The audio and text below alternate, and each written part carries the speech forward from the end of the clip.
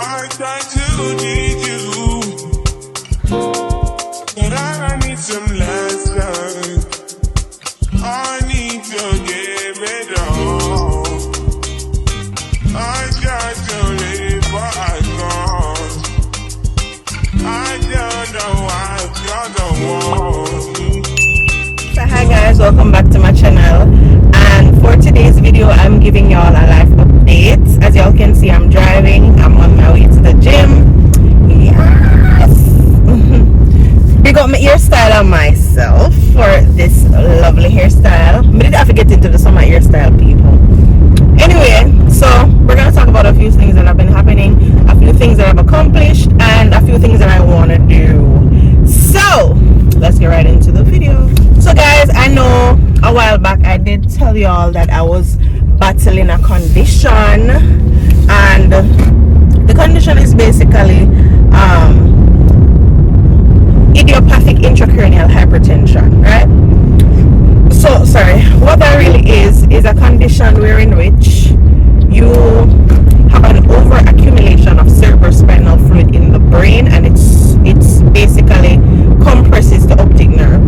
And if you go to school and you learn the science, the optic nerve basically helps you to perceive objects by sending the signals to the brain, right? Yeah. So you can read up a little bit more about that, but I don't feel like I need to get technical. But anyways, so the condition can basically cause headaches, dizziness, and some other little thing. But anyways, a little backstory as to how I actually found out that I had it. So I was supposed to do a medical for appointment to be permanent staff basically, and my blood pressure was high, and the doctor was saying, I've never seen you with this blood pressure. I know that you work out, so how is it that your blood pressure is so high? Wow, the sun is actually sunning. Anyway, so she was like, okay, I'm gonna check it again, and she checked it about 4 to 5 times, and it was like 150 over something. So after that she was like, well, I'm sorry, but you can't use this blood pressure. You'll have to do it again and come back. So I told her I was a bit tired and I had come off a night shift, so let me get some rest and come back and try to, see if we get a better blood pressure. Sorry for the shaking, guys. You know, say in Jamaican road them kinda, bless you. Anyway, so she told me to come back the next day. The next day I went. The blood pressure came down a little bit, but I started to check to see how much it is, check my trend on a daily basis when I could or when I remembered. But the headaches got worse and worse and worse until she told me to go to a neurologist. So basically a neurologist is basically a brain doctor, and she would further investigate the situation. But I was so scared to go because the first doctor I asked, which was a neurologist at the hospital, he told me that I had to do a lumbar puncture, and a lumbar puncture is a very invasive procedure in which they would basically use a long needle to go in my spinal cord to get some of the fluid out to see how much the pressure is, and I didn't want to do it. So I was scared right then and there, and I was saying I don't want to do it because if they're gonna go into my spine, I can be paralyzed. I don't care how good you are, but I'm scared. I'm sorry, I'm a nurse, but I'm the worst patient you could have. I'm scared of needles. I'm scared of anything that has to do with something sharp. I'm sorry. Yeah, me get injection, but me don't want it none. But anyways, so for the most part, I was really scared, and I waited until the headaches were getting really, really bad, bad to the point where I couldn't go to work because of the headaches. It got to the point where I was I needed assistance to go down the steps and whatever. So eventually I did make a decision to go to the neurologist, and she told me that since I have on so much weight, that can be a contributing factor, but the cause of the condition is not known. That's why it's called idiopathic. When it's idiopathic, you don't know where it comes from. right? So it right then and there, I was like, okay, I need to lose the weight. That's not gonna be hard because I've lost the weight before. FYI guys, I went down to 173 pounds, and when I met my boyfriend, eventually I got up to 200 because he's the one that normally cooks. Big up you.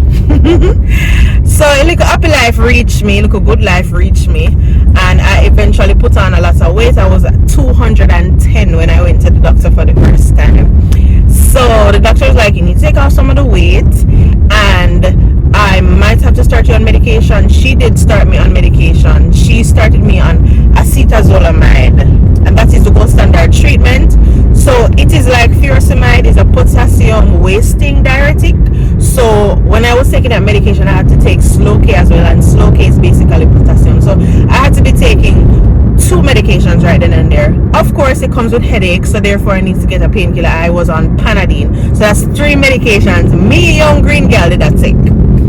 Anyways, so right then and there, me walk up and down with one bag everywhere I go, cause me have to take the acetazolamide 3 times a day. If I have pain, I take the Panadine.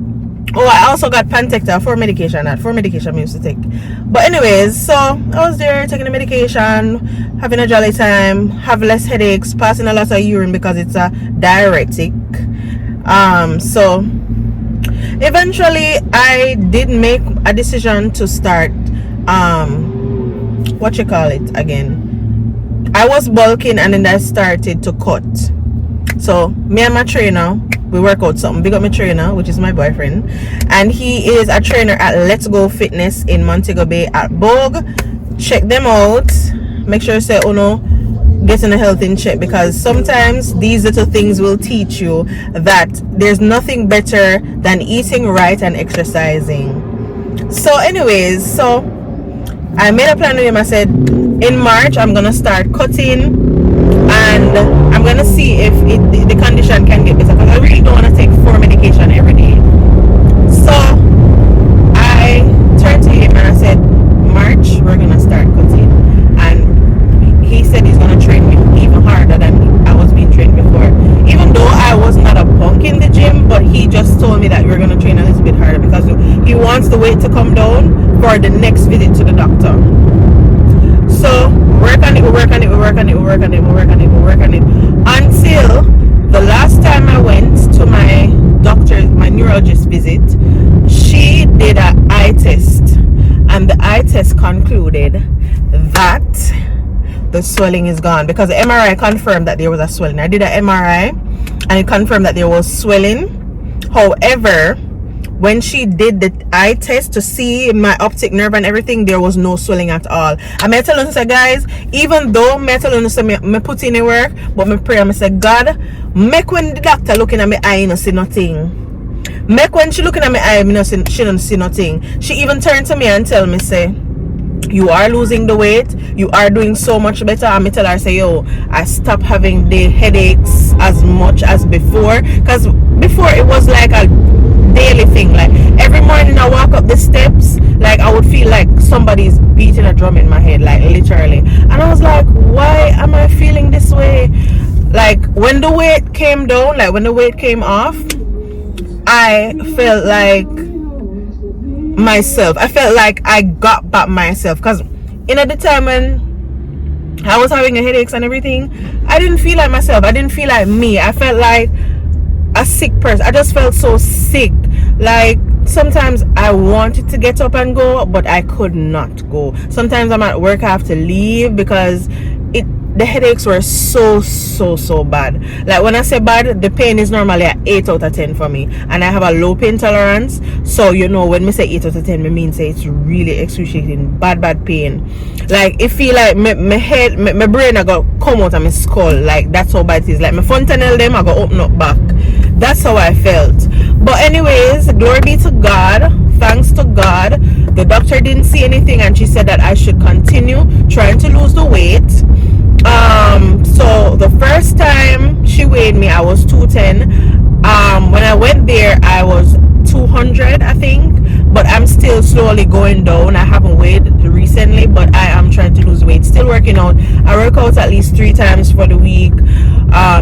2 2 to 3 times for the week, depending on my schedule and how I feel.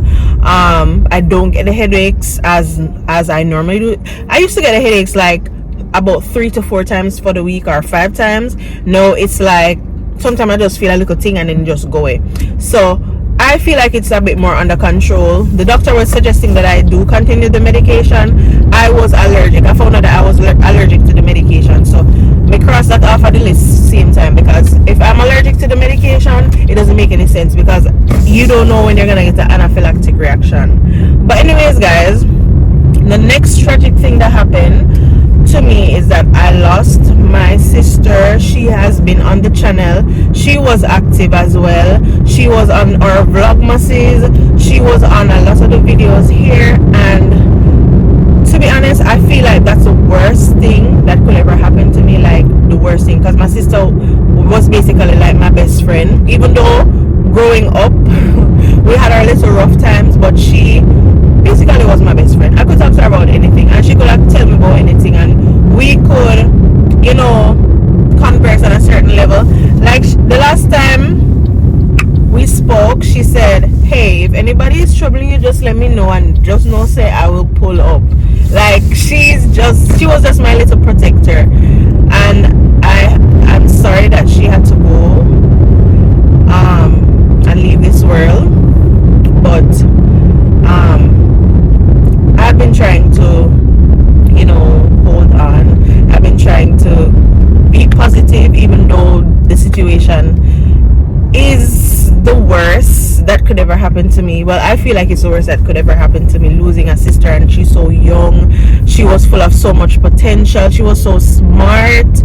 She was such a beautiful person, such a bright soul, such a kind person. To be honest, I just feel like I lost a gem. Like she was just such a sweetheart, and I'm not the only one that says this, but I know that she has been a light to people. A lot of people have said, oh my god, I can't believe, like, is it for real? Like when I just found out, that was my reaction, like, this can't be for real. Like, tell me you're lying. Tell me you're lying. My younger sister? What are you talking about? My only sister? Like, what are you talking about? Tell me it's a lie. Tell me it's a lie. Please get Mojo on the phone. Please get her up on the phone. Like, that's how I felt. But at the end of the day, I'm trying to live with it more and more, even though I try not to dwell on it too much. It really hurts me to my core. Like, I grew up with her. I watched her from she was in my mommy's belly. Me basically grew the little girl when mommy did gone, because mommy left and she was living abroad. I had her the whole time.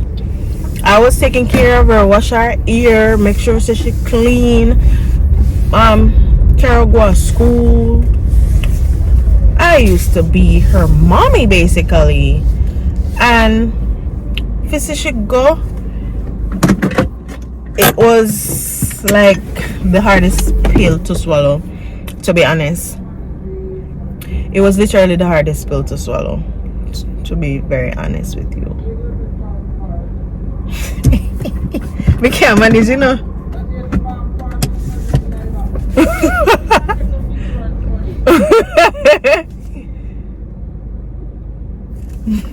Watching two stooge, come watch me. Anyways, me done my video yet.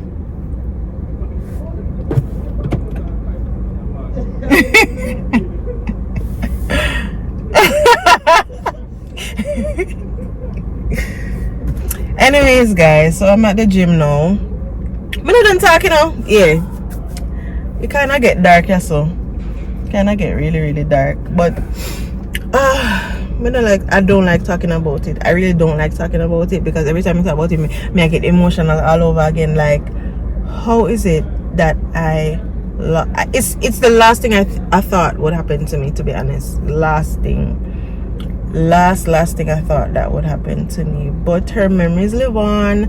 You can watch my videos with her to see the type of person that she was. She was really a light, and she shined, trust me.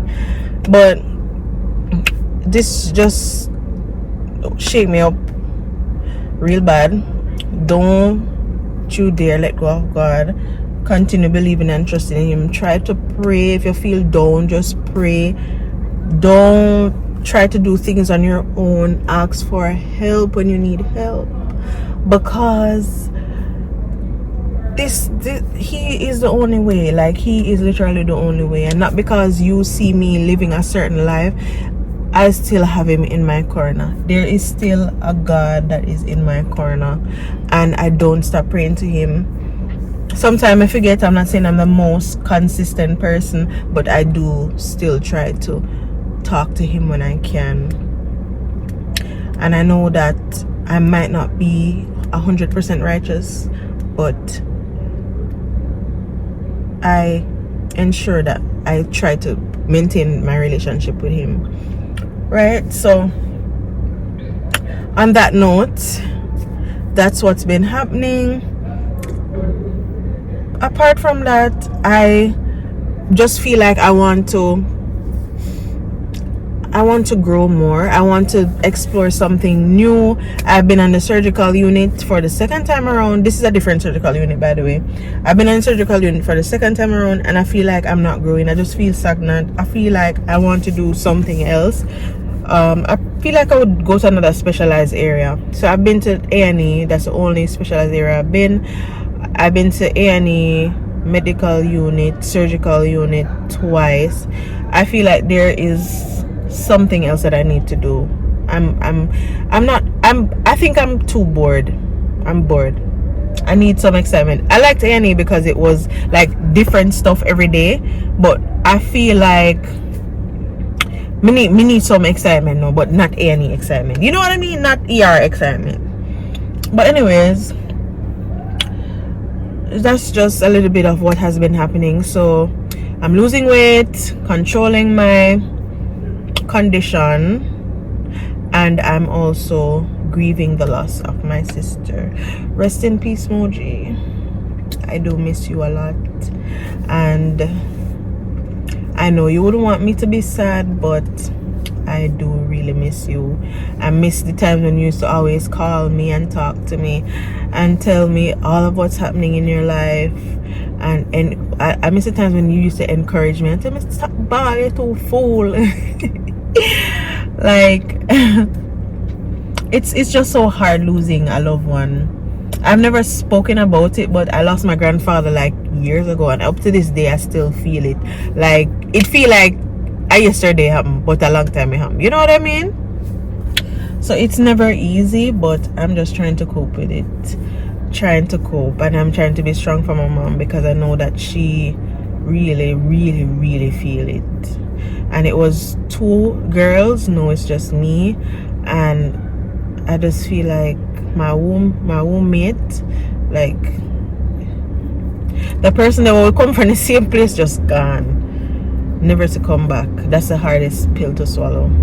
But anyways, guys, I just think I needed to give y'all an update. I'm in a very sad space, but I'm just trying to keep the page alive, because Moji loved when I did these videos. She actually watched the page too. So I'm just trying to keep up my spirit and try to, you know, give y'all something to watch. If you know somebody that's struggling with idiopathic intracranial hypertension, leave a comment down below. Tell me how they managed it, and you can also share this with them as to how they can manage it. And you know, if you're grieving for somebody, let me know down in the comment section. We can comfort each other, and tell me how you got over losing your loved one as well. So thank you so much for watching, guys. Bye.